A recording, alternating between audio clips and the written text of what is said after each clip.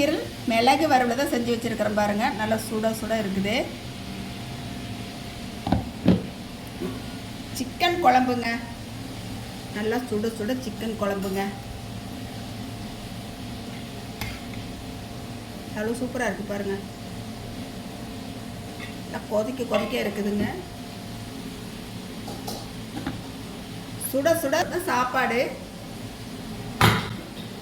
இது என்னம்மா? தக்காளி ரசம். எப்படி இருக்கு? சூப்பரா இருக்கு. சுட சுட இருக்கு. சுட சுட இருக்கு. அப்புறம் முட்டை, கிறிஸ்பி சிக்கன் ஃப்ரை. இன்னொருக்கா சொல்லுங்க. Crispy chicken fry.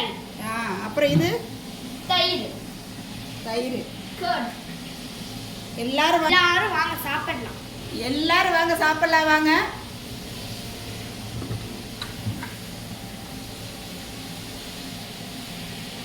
நன்றிங்க.